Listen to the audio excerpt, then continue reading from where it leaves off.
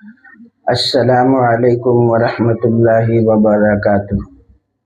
آئیے ہم اور آپ مل کر حضرت محمد صلی اللہ علیہ وسلم کی سیرت مبارکہ سماعت فرمائیں۔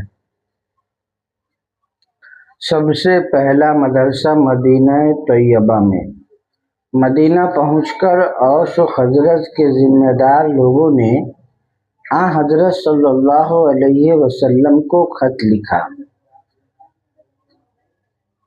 یہاں الحمدللہ اسلام کی اشاعت ہو چکی ہے، اب کسی صاحب کو ہمارے یہاں بھیج دیجئے جو ہمیں قرآن شریف پڑھائے اور لوگوں کو اسلام کی طرف دعوت دے اور ہمیں احکام شریعہ کی تعلیم دے اور نماز میں ہمارا امام بنے۔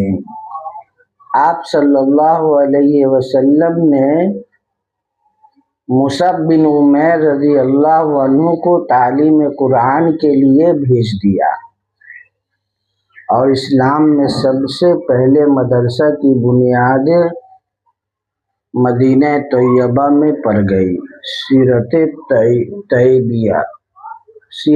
طیبہ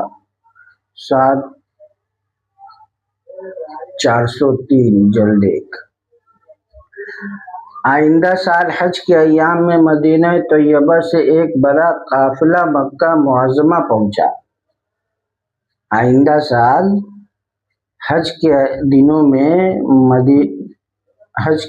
میں مدینہ طیبہ سے ایک بڑا قافلہ مکہ معظمہ پہنچا، جن میں 70 مرد اور 2 عورتیں تھیں۔